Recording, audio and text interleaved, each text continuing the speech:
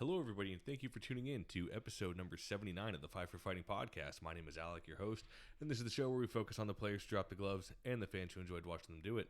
We don't have a guest today, unfortunately. I've been a little busy with work, so it's been hard lining up guests, but I have something cooking up in the future, which I'll dive into a little bit here in a bit, but so it's just going to be a solo episode today. I think we're going to go over some training camp stuff and all the stupidity already ramping up all over hockey Twitter. It's only preseason and training camp, and we're already into the stupid stuff. So yeah, can't wait to get into that. But of course, before we go on, I got to mention that the Five for Fighting podcast is a proud member of Six Pack Coverage, and Six Pack Coverage is a multimedia group based out of Nashville, covering from anything with not only just sports to include football, baseball, and basketball, hockey as well. But other things such as food, fitness, travel, health, collegiate happenings, a whole bunch of different stuff. So, of course, the link to their website will be in the description of this episode, as well as their YouTube channel, which if you're watching this podcast on YouTube, you're already on the channel. So, go ahead and check that out. And if you want to follow along with the podcast on YouTube, you can not only follow my channel, which is the Five for Fighting podcast channel, but follow Six Pack Coverage as well. And of course, I got to mention my other podcast friends out there. We have Darren over at the Fourth Line Voice, all the way out there in Saskatchewan. He is the original Enforcer-based podcast, and I know he just did a solo episode as well. I haven't listened to it yet. I've been busy walking jobs lately. It's been a whole lot of fun. But I know he's done a great job with previous guest, and lately he's been on an Ice Wars kick, getting a lot of the guys from the Ice Wars hockey fight tournament on lately, like Cole Johnson, guys like that. I think he had Chase Tippin on not too long ago, or Corey Allen, one of the two. I think it was Corey Allen. It was Chase Tippin was a while back. But regardless, doing a great job covering the Ice Wars stuff as of late, so I encourage you to go back and check out his show. His back catalog is tremendous as well. John Morasti, Steve McIntyre, Joey Tedorenko, Josh Mazer, Clark Wilm. The list goes on with him. So give him a listen, and go check out his YouTube channel as well, which has, I think, over 3,500 fights ranging from junior all the way up to the NHL. So I encourage you to go check out Darren's show and his YouTube channel. So I also, from the looks of it, either today or yesterday, I haven't listened to it yet. Again, I've been kind of busy with work. It was funny because I was saying, we're back to regular scheduling, and I had to go to Winston-Salem. And that's Winston-Salem's going to be the death of me, I swear to God. That and Lowe's. I've had more fucking woes with the Lowe's delivery system. And I even had a problem. I don't know why we bought a washer and dryer from them, because they were late getting it to our house, too. When we first got in here, it was supposed to be delivered the first weekend we got here. And ended up getting canked and time misarranged, whatever. I don't even know what the fuck happened. It was supposed to be delivered. The delivery driver said, okay, no, we'll be there the next day. Got a call the next day. It won't be until like the next weekend or something ridiculous. But regardless, it's a whole different fucking can of worms, not going to get into. But from what I was reading, if you've listened to the show for a while, you'll know there's two podcasts I always mention off the hop. And of course, as before, previously with Darren, the Fourth Line Voice. And the other one was Coliseum Chronicles, The Penalty Box, which was run by Joe Lazito, which was a New York Islanders based enforcer podcast, where he would cover guys like Aaron Asham, Trevor Gillies, guys who came up in the Islanders system, whether they played one NHL game or they just played like for Bridgeport in the AHL. And Joe did deep dives into their careers. If they were in the Islanders system, he had interviewed them, and he ran into some troubles with that podcast in terms of trying to find guests, which I totally get. I'm at a dry spell for guests right now as myself. It's been hard trying to get some guys on.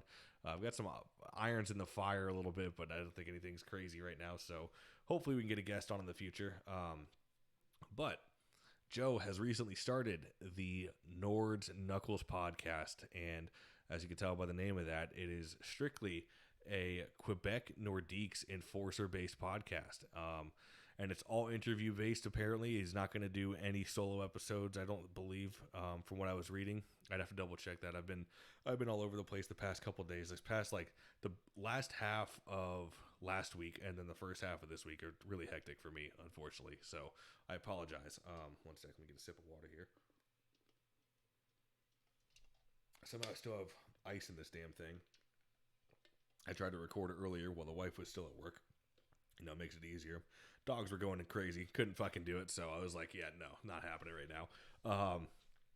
But like I said, Joe is now doing a Quebec Nordiques Enforcer-based podcast, so I'm looking forward to listening to episode 1 of that.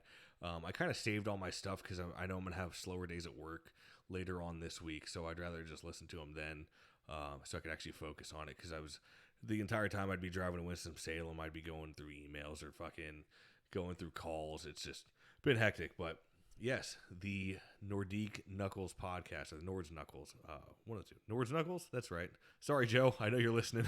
But yes, I encourage you to check it out. And of course, go back and check out the Coliseum Chronicles, the Penalty Box podcast as well. That was a lot of fun. Joe did great episodes over there too. So, yeah, I encourage you to check those out. And as well as my YouTube channel, I have a bunch of ECHL fights up from this past season, and we're almost there, folks. The hockey season is right around the corner, and I don't even know what that was that just dropped, but oh well. I'm excited for this upcoming ECHL season.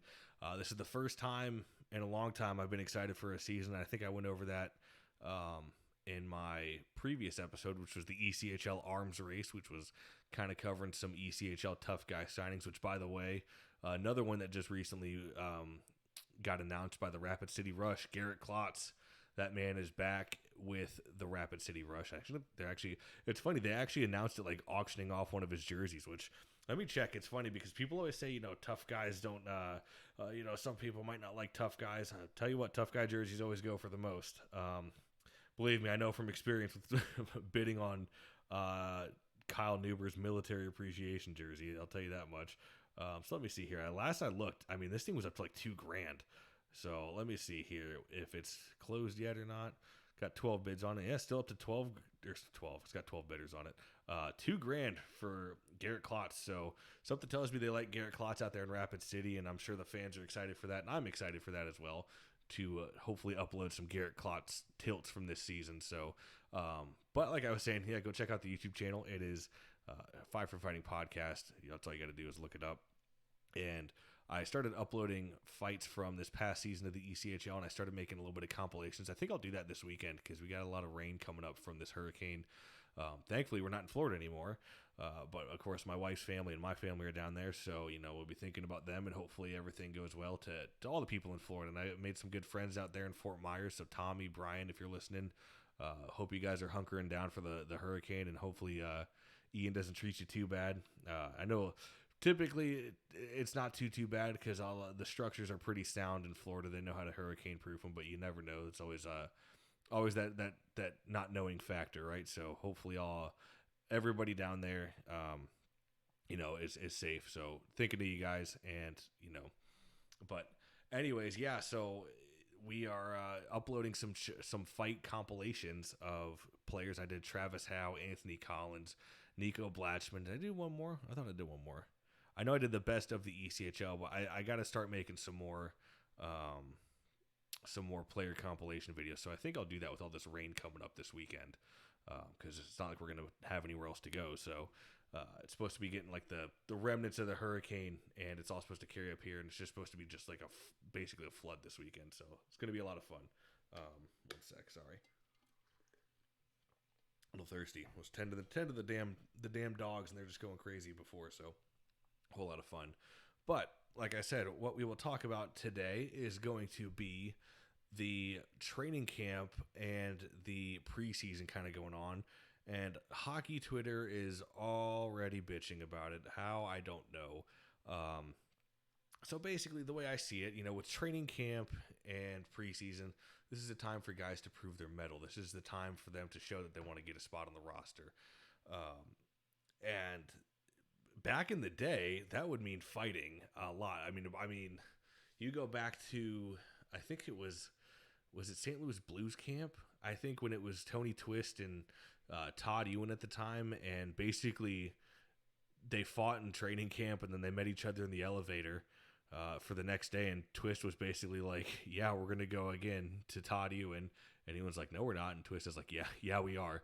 So it's funny to see how the mindset has changed from back in the day, and even just from earlier 2000s. I remember when Konopka was coming up with the Lightning training camp, he fought Evgeny Artukin, and Artukin, that's no slouch, big dude. He plays in the KHL still, I think, but yeah, I remember there's a picture out there and there's no video of it though. I wish there was, but I remember going to training camps back in the day. My uncle and I would go. It was out at the Brandon Ice Sports Forum of all places, and that was like, yeah, they would get after it, and they'd be scrums, there'd be fights. I remember seeing them. I can't remember who it was, and obviously I was too young to video it at the time. That was still when I think flip phones, and I think I maybe had a BlackBerry or something at the time. I'd get my mother's old BlackBerry. There I am dating myself because that was her company had like a hookup with Sprint, and BlackBerries were like their standard issue. So when she'd get an upgrade, I'd get the I'd get the old BlackBerry handed down to me. So yeah, I don't think that would look too great. It'd probably look like it was filmed with a toaster at the time, but yeah. So but there were definitely some tilts, and like I said, I remember Konopka coming up and he fought Artukin, and there back in the day was like limits of fighting in training camp. It was kind of insane. It'd be like, okay, 5 fights, no more. Like you're done. We got to play with the little black thing a little bit to see who can wheel and deal around here. But now it's like people are just fucking like any little fight happens. Well, why are we doing this? It's like, really? You don't know why professional athletes are doing this? I know. It was the biggest backlash for it was Chris Stewart, and as you know, I wouldn't consider Chris Stewart an enforcer. He's the cousin of Pat Barton, and Pat Barton has been a former guest on the show, and we talked about Chris a little bit. And he's basically a dude he'll throw down when he has to. He's not the strictly enforcing. He's probably more of like a gritty grinder type guy, but he'd throw down when he had to. And he's with the Flyers organization a little bit, and they happen to catch him at the very end of training camp here. This is very, like, training camp's already been said and done with, nothing else going on. So at the end, somebody had, I guess, asked Chris to, like, hey, do you want to come on the ice? Or maybe Chris himself did. I should have read into it a little bit more, but basically was showing the rookies some fighting tips. And this was one, from what I read, it was optional, so it wasn't mandatory. This was after the training camp session was over, so training camp was done at this point, so it's optional. It was after training camp, and the session lasted anywhere between 5 to 10 minutes. So basically, all he really would have taught players in that time, because it's, they said, I think there was about 20 players gathered around showing them a couple pointers. You're not going to show them how to, like, knock somebody out. This isn't, Bob Probert's fight school going on. This is this is Chris Stewart giving some pointers to guys to know how to protect themselves, because if fighting is allowed in the league, I won't say allowed because it's penalized. If fighting is tolerated in the league, and it still happens, which yes, it does, it might happen when you're mucking it up in the corners. So I think guys should know how to defend themselves. I think it's whatever, 5-10 minute class. Fine, by all means, get right on ahead. Again, this isn't Bob Probert's fighting school. We're not teaching you how to become the next Tony Twist or anything like that. So if I had to guess, it's probably how to get a grab hold of the jersey, make sure you don't get strung out, tuck your chin so you're not going to sleep and with an ambient punch or anything like that. Oh my God, the crying from Flyers fans and just hockey fans too. Just, oh my God. Well, is this really what we want to be teaching the kids? Like, we couldn't do any other drills in training camp. It's like, fuck, are you serious? Training camp was over. Like, read into what the tweet was, because the person who tweeted it, I think it was she was a writer for the Flyers, and basically just said, hey, it was at the end of training camp, it was optional, and it was 5 to 10 minutes. But people just fucking cry and cry. It's, well, I don't know if this is what we should be teaching these guys. And it's like, fuck, they had an entire training camp to do whatever. God forbid they learn how to protect themselves in case they have to drop the gloves or somebody drops the gloves at them in a corner. If you don't, I think it's important to do this so people don't get hurt. I know Doug Smith used to do it for the Providence Bruins. He would hang a heavy bag from the fucking Jumbotron at center ice and have guys punch at it. And I believe he tells stories about that on Darren's podcast, The Fourth Line Voice. You could check it out with Doug Smith. I might have said Doug Glatt. I can't remember if I just said Doug Glatt, but Doug Smith is who we're talking about, who was, of course, the original Doug Glatt, who was the inspiration for the movie Goon. But that was real, man. Doug Smith would hang the heavy bag from center ice out at Providence, and have guys. He'd show them fighting tips. It's important to protect yourself, and obviously he'd work more with guys like I think Steve McIntyre was on the team at the time. I think Brian McGrath may have came up at that time too. So Obviously, with guys more specialized in the role, you're going to go over it a bit more and go more in depth. But these guys just, hey, here's maybe how to not get hurt. Here's, grab here, tuck your chin here. Don't get strung out if he tries cross gripping you. Maybe grab this way. I don't know 100% because, I'm not a professional hockey fighter, so I wouldn't know. But I'm saying, if there's going to be a good person to talk to about it, it's Chris Stewart, because he's been in his fair share of fights plenty of times during his NHL career. And again, these are just little pointers, but these people just cry and bitch and moan, and it's just like, fuck, don't you want these guys to be able to protect themselves? You care so much about how their product or their production on the ice, but they're not allowed to fucking learn how to protect themselves just a little bit? Like, seriously, that's what we're going to complain about? The 5 to 10 minute optional lesson at the end of fucking training camp. We're going to complain about that. I think the Flyers have a lot more things going on in that organization that need to be addressed than, God forbid they have a 5 to 10 minute fighting class at the very end of it. So it's like, that was already happening in training camp. So that was funny to see. And, the next thing moving on is in the preseason here. Well, now we have, I forget their names. Their names escape me. I apologize. It just happened, I think, yesterday or the day before. A KO happened in a preseason fight. It was between the Penguins and the Blue Jackets, and the guy on the Penguins tagged the guy on the Blue Jackets. And people, again, coming on there, I don't. Do we really need to be fighting in the preseason? Like, is this what we need to be doing? It's just preseason. People just don't get, like, these guys are fringe guys. They weren't big name prospects that were fighting. They're fringe players, and they're trying to just make a name for themselves. They're trying to get noticed by the brass upstairs and crack a fucking roster. And what better way to say that you're going to do anything for this fucking team than to drop your gloves and throw down for the crest? Win or lose, doesn't matter. I get it. The guy got his bell rung, and it sucks. Yes. But at the same time, you look at the Leafs fucking preseason, their main camp roster, and there was just a video today, and it was like two dudes just like dragging ass in one of the drills after Sheldon Keefe got fucking pissed at them, and they were just dragging ass, and I think they made one dude go back and do it. It's like, what? So is that better than fighting? Like, you want that on the team? No. These dudes are trying to fucking fight and earn their spot on a roster, man. I don't understand. And plus, they're two grown adults. Like, why do we have such a big issue with it? I just don't understand it, man. So I just, and again, it sucks that the guy got knocked out. But at the same time, you're in a fist fight. And that kind of brings me to my next point, is the dude was genuinely concerned for him after he knocked him out, which is fine, but it's just that optic to me looks very weird. And it also happened out in the UK. There was a hit thrown on a guy. It was kind of knee to knee. So sorry, I don't know the players' names, but you can find it on, I think it was in Hockey Fights UK. Paul out there posted, I believe. So you can go check it out, but it was kind of a knee on knee hit.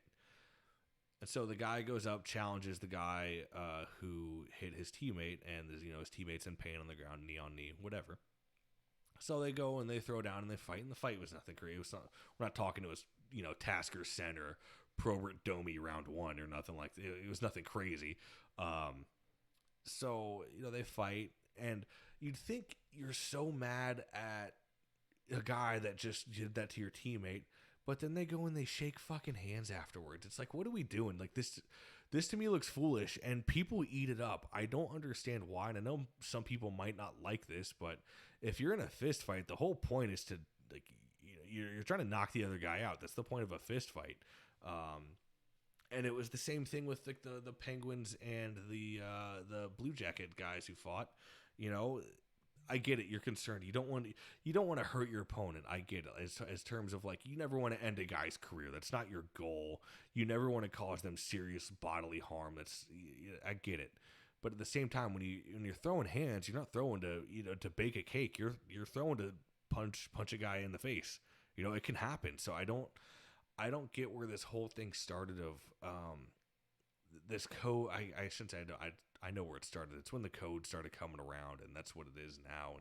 But there's just all these parameters that people think about fighting, and it just makes fighting look silly. It looks stupid to me. It was the same thing when the guys who fought, I can't remember, but it was the Nashville Predators and San Jose Sharks when they were like, oh yeah, I can't wait to work out in the summer. It's like, that doesn't strike you as odd. Like, you go and fight and then you say that afterwards. It looks fucking stupid.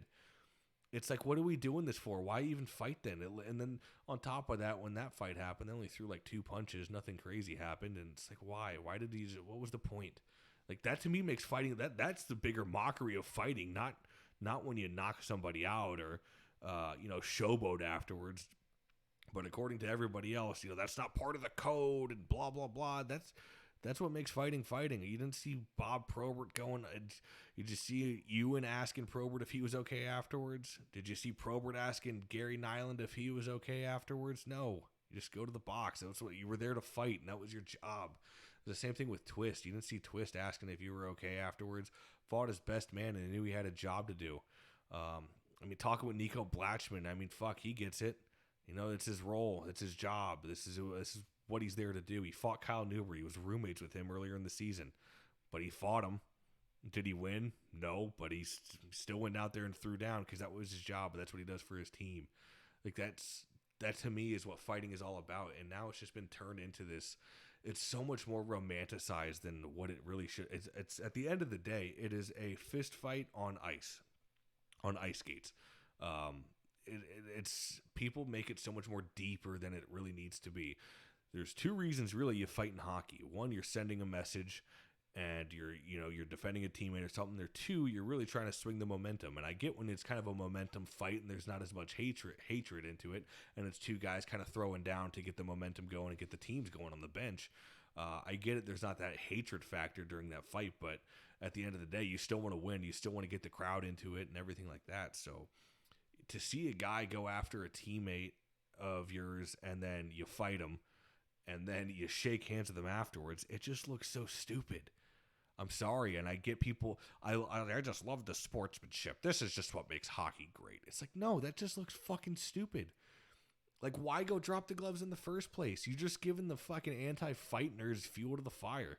Well, did he really have to fight him if he's going to shake hands with him afterwards? And it was somebody on the Lightning did this a couple years back. Somebody had hit a guy from behind, and the guy on the Lightning went up, threw his gloves down, blah, blah, blah. Oh, we're going to throw it. And, again, not a barn burner at all. I don't even know if a punch landed. But then afterwards, just patch him on the shoulder. Oh, yeah, thanks. Oh, yeah, thanks. Yeah, thanks for putting my teammate's fucking teeth into the dasher. Yeah, thanks for that. We'll give you a pat on the back for that. In the UK, thanks for blowing out my teammate's ACL. Yeah, thanks for that. That's okay. I'll shake your hand, buddy. Good fight. It's like, that doesn't look stupid to anybody else, really? That's what fighting has come down to now. It's like, fuck. Fucking just look around this room. Do you see the fuck? You got Chris Nyland over here. You got fucking Tony Twist up there. Thornton. Fucking, I got the Nico Blatchman Nuber fight over there. It's like, god damn. Why did this? Where did this started happening? And I get it. I'm not saying you got to try to kill the guy every time, but holy shit, just can it not all just be fucking ass pats and unicorns after fights, please? I don't get it. And it was like the same thing with. It's the same thing with people in fight groups too. It's all over. It's not just like this is out of the blue. These people in the fight groups will sit there and oh man, and say that you're only allowed to fight if it's this, and this, and they give you like 16 different fucking things. It's like, when did fighting have to become? It's so regulated, even to fight fans. You're not allowed to fight after hits. You have to shake their hand afterwards. You have to go out to dinner with them and have a beer afterwards. You have to buy them a hotel room and sleep in the same bed afterwards. Blah, blah, blah. You can't do it off the square off. You can't drop the helmets. Blah, blah, blah. It's so fucking stupid. And it's everywhere. It just doesn't stop. And it gets worse and worse every year. It gets further away than what the fuck it was. And it's just so annoying to see. That's why it was such a breath of fresh air to see this shit with the ECHL. You see genuine hatred with guys. And don't get me wrong, you still get the, hey, good fight. And I'm not saying that's not a bad thing either, okay. Hey, we threw down, we traded some fucking knucks here. We're throwing down to get the crowd and get the benches into it. Hey, good fight. Okay, cool, perfect. Whatever. But this constant we can't wait to work out with you in the summer, or you go out of your way while you're going to the box to shake his hand after he just blew out your guy's fucking kneecap. You don't this. Am I making sense here? I don't know if I'm just fucking talking in the ether and I'm just sounding like a clown, but I mean, holy shit. It's just so annoying. I don't get it. And then another thing was like, there was some dude on the Vegas Golden Knights, and this was hey, I'm down with Jake Doty. He was playing a preseason game with the Kings. Tough dude. I know he was in the AHL with Ontario last year, and I know he was out in the UK with Nottingham a while back, and I remember John Searson telling me about him. So I've gone down the Jake Doty rabbit hole a little bit here and there for his fights on YouTube. And, tough dude. I'm down with Jake Doty, like I said. Well, so he knocks him out, but he lays a pretty big hit on Alex Pietrangelo of the Vegas Golden Knights, which I think Pietrangelo was on this Blues, if I'm not mistaken. I can't remember. Again, I haven't really paid attention to the NHL much. But, yeah, so he, throws a hit on Pietrangelo, and a guy comes up to him like he wants to fight, and he's going to challenge him. And so, Doty being the guy he is, because he's been in tilts, he knows what it means. He just laid out kind of more of a star player. I think Pietrangelo is more of a star player. Regardless, hit a skill guy down, and you don't want guys running your skill guys. So, guy goes up, challenges him. I mean, Doty couldn't have hit the fucking eject button quicker on his gloves. I mean, it was like he looked up, saw old boy, tossed the mids were fucking shed real quick. And then the guy just goes up, doesn't even do anything. It's like, what were you what was the point? Like, he didn't even drop the gloves. And I don't know the guy's name. I just know it was between Doty and Pietrangelo. So I didn't know who it was that went up to Doty afterwards. But what's the point of even going up? And I'm not saying you got to start throwing haymakers. And like I said, Boss A. Morasti fucking circa 2005 in the LNH. Like, I mean, holy shit, just do something. Like, what it looks so foolish. That's where it looks foolish. If you're gonna go up to a guy after a hit and then do that after you go up and challenge him and you don't even drop your gloves, yeah, that looks foolish. But again, people attack. Well, does Doty really have to do this? It's just preseason. Like, fuck yeah, he does. He was in the AHL all last year, didn't get a call up. So hey, I'm willing to do whatever it takes. Who gives a shit? I don't understand when it started kind of becoming bubble wrapped preseason, I guess, for lack of a better term. When did we start thinking that preseason was the time to just fucking relax and coast through it? This is the time for fringe guys like Doty and the guys out in Pittsburgh and Columbus to prove their mettle. I know Alex Gallant is in the lineup tonight with Calgary versus Seattle. I only know all the tough guy shit, so it's I apologize if I don't know anybody else. Or like I said, the guy who went up to Doty, but Gallant's out there. Hopefully, he fucking cracks the roster. I doubt it because he's been an AHL player for years. I really wish the Lightning brought him up when he was with the Syracuse Crunch, but that never happened. But I mean, best of luck to Alex Gallant. I'm sure he's gonna try to start some shit and stir it up. Who knows? We'll hopefully see if we can get a fucking. I'm sure it's probably a later game if it's Calgary and Seattle, so maybe we'll see some highlights from that tonight. I don't know. But, I don't expect what you think Alex Gallant's just going to want to coast through the preseason game? Oh, well, it's only preseason. I shouldn't hit guys. I shouldn't try to, start fights, and I shouldn't try to fire up my team. Or, if I see, my teammate get lit up at center ice, I'm not going to do anything. It's just preseason. I wouldn't want to do anything, right? When did that become the normal? Like I said, preseason back in the day was the most fun hockey to watch. I went to a Lightning game, I think 3 or 4 years ago with a buddy. He wanted to go to a preseason game, so I said, yeah, sure, we'll go. I mean, we'll get the fucking cheap seats up in the nosebleeds. I think it was like $12 for a ticket because, it's preseason. Fuck, you could have heard a pin drop in that arena. And nothing was going on the entire time. It was sickening. I was like, does anybody give a shit? Like, oh my God. Like, just fucking, like, I'm not even saying to throw down and give me a 5v5 brawl or even a fight. Just fucking hit somebody. It's the preseason. You're trying to crack the NHL roster. I get it. It's the speed and skill game now, but holy shit. Show that you fucking care. Like, I go back to those dudes out of the Toronto Maple Leafs camp. They were supposed to be doing suicides and just lackadaisical. I'm like, fuck, is that really who you want at your camp? Really? You don't want the toughness, God forbid. I know the Leaf fans don't like the toughness. They wanted to bitch and moan when they brought in Clifford and Simmons. God forbid, but we'll bring in those guys who don't even go to the fucking blue line during the suicides. And I get it. It sounds hypocritical. Here I am in front of a fucking microphone and a camera, fat and out of shape. Yes, I get it.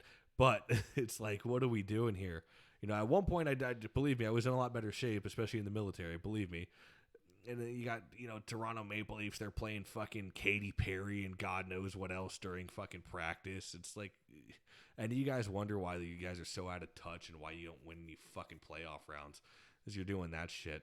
I could imagine in the military asked, hey, you know, drill instructor, can we maybe play some, I don't know, some Nicki Minaj while we're fucking doing PT here? I think it'd be a lot of fun. It'd be a real morale booster. Like, fuck, give me a break. So, you know, hopefully I'm making sense here and not coming off as a fucking idiot. I know I've been all over the place. You know, I keep going back thinking about this and that. So I apologize. I know I'm all over the place, but we'll fucking make do with what we got here. It's, you know, almost 10 o'clock on a lovely Tuesday evening. So let's start wrapping her up. But I know I said I don't have any guests, but I have something in the works. And what I'm actually trying to do is well, as long as it's not thunderstorming, this weekend would be a perfect time to get all this podcasting shit done. So I want to give a quick shout out to Luke Toporowski, who is on the main roster for the Bruins preseason this year. He signed his AHL deal with Providence, and he is currently with the big club just for preseason. I don't know. I think it was a two-way deal. But Luke Toporowski, who, of course, is the son of legendary tough guy Kerry Toporowski, former Quad City Mallard. And I think, if I recall, Jay and I rated him. Well, I should say Jay. It was Jay's list when we did the top 10 Quad City Mallards tough guys of all time. Toporowski, of course, took the number one spot, and he set the Western Hockey League record for 505 penalty minutes way back in the day. So I thought it would be fun to do an episode dedicated to Kerry Toporowski. I know, for what I hear, he's kind of very quiet now about his hockey career. He's just kind of moved on with it. And I from what I can tell, he still enjoys it. He likes to play. You know, he played in the alumni game that just happened when it was Flint versus Quad City. But, you know, he just kind of, you know, put that in the back pocket. He's on to bigger and better things now with, I believe he does financing. He's a financial advisor and like one of the best in the country at that. So, yeah, good for Topper there. Goes from, you know, throwing bows, taking chains versus Chicoutimi, and then he, you know, can help you with your taxes and tell you how much you can spend per month. So, I mean, hey, like I said, that's awesome. But I actually wanted to do a Kerry Toporowski special kind of episode. I don't think I'll get him on for an interview because, like I said, I think he's kind of more so quiet about his playing days, which, hey, who gives a shit? That's fine. Everybody's got that right too. If you don't want to talk hockey, you don't talk hockey. But I know he's still excited about his kids playing and everything like that. So again, quick shout out to Luke Toporowski. Best of luck. Hopefully it'd be cool to see a Toporowski name up in the NHL. That makes me feel old, seeing Toporowski play growing up, and then now his kids playing. That makes me feel old. But no, so what my plan is I would like to get Darren and Jay on. Probably not. This is all going to be separate segments. Darren would be able to kind of go through his stuff from junior because he got to see him. You know, obviously Toporowski was out there in Spokane, so I'm sure Darren's got some insider info in case they played Saskatoon or anything like that. I don't know exactly how it worked back then in the dub, but I'm sure Darren saw him play once or twice, or at least knows of the mythical Kerry Toporowski legends out there. And then, of course, I wanted to get Jay on to get some inside info on what it was like seeing Toporowski play, because I got to see Toporowski play, but it was very limited. It was only when we'd go back. We would go back to Iowa every other winter, or every winter up until I was, I think, 7, and that was when it became every other winter. So I would get to see him very, very few, like a select few games. I think when I was back, we'd go to maybe 1 or 2 games because we'd only be in Iowa for a week. So, yeah, unfortunately, I didn't get to see him play, and I was very little at the time. So, you know, Jay, you old bat, I'm gonna get your old ass on here, and you know, you can sip your your prune juice and your meatloaf and do whatever at the retirement home, and I'll phone you, and hopefully your helper will hand you the phone. Hopefully it's a better phone than what the hell you used with Darren and I during the Ice Wars summary show, because goddamn, that thing went out every 3 seconds. I swear you'd be better off with a tomato soup can out there. But I kid, I'm going to get Jay on, and we're going to go over what it was like seeing Toporowski play live. But I'm also planning on getting a couple former players on. I've already got a couple that have agreed who played with Toporowski to go over what it was like playing with him and how he was in the locker room, what it was like with him on the ice. So, a very polarizing figure in the enforcer world and the hockey fight lore. So they say. So I think it'll be a lot of fun getting that on and doing kind of a Kerry Toporowski special. Like I said, I included it in the intro of the podcast since day one of the clip. When, Toporowski, this is a guy who set a Western Hockey League record for 505 penalty minutes, blah, blah, blah. So I've included that in the podcast intro since day one because it's just it's a record that's never going to be broken, let's face it. And it was always cool to see Toporowski growing up, and definitely a tough dude, and living legend in the Mallards universe. I want to say he might have been the first player to get his number retired by Quad City. I could be wrong on that. Or maybe it was McFarland, one of the two. I know the Mallards, like, they're tough guys because they retired Toporowski and McFarland's number, which is pretty cool. So, anyways, guys, we'll wrap it up here. I don't want to keep you on for too long. I know I've rambled and I've been all over the fucking place, so I apologize. I'm sure this wasn't the greatest episode. I'll get my ducks in a row for the next one. I'll probably end up recording another solo episode this weekend, which actually I think what we're going to go over is what is considered the greatest hockey fight of all time. I asked that question in a couple fight groups on Twitter and Instagram, and I think I could pretty much make a solid top 5 list for them. I'm pretty sure I could at least do that. So it is all fan opinion, of course, and I'll give my thoughts on the fights, and we'll maybe go over some of them during like a usual, what is it called, visual Zoom call, whatever you want to call it. So looking forward to doing that. But I appreciate you guys for sticking with the podcast and tuning in, and I appreciate everyone who gave my wife and I support when we were moving into our new house. I know I've probably said that in the previous episode, but now that we're finally moved in and the place is coming together here, as you can tell in the background, we got the neon sign, we got the Jack Gregg jersey, the collage going on, bobbleheads and pucks up there. So slowly but surely the man cave's coming together. I just put up that Bruins tough guys picture today underneath the Twist and Chase one. So we're going to be adding more stuff here and there as we go. I just got to get some frames. I got a bunch of 8x10s I need to actually get like frames for. So but I appreciate everybody who reached out and, congratulated us for actually buying the house. So now we are finally settled in and everything should be back to normal. Like I said, I got to go to Winston-Salem one more time, probably early next week, but that shouldn't hinder the podcast because we should be able to get it knocked out in a day. So I appreciate it, though, folks. If you could do me one last favor, rate and review the show as well as follow the podcast. If you're on Apple,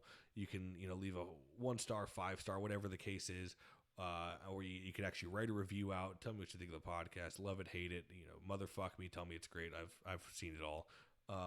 You can go to Spotify, which Spotify now does stars as well. I don't know if you could leave a review, but I know you can just click the stars of what you think the show deserves. So if you could help me do that and get some reviews in for the podcast, help the podcast grow, and get some space out there for the growth of the podcast, and not only mine but Darren's and Joe's.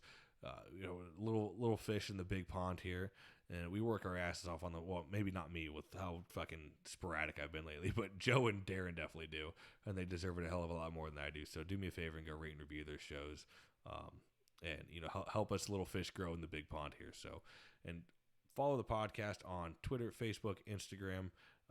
It's just Five for Fighting Podcast. Search it out and you'll find it. But anyways, guys, I appreciate you tuning in. Until next time, hope you guys enjoy. And if you're in Florida, stay safe during the hurricane. We will be thinking about you. So, stay safe out there. Thanks, everybody.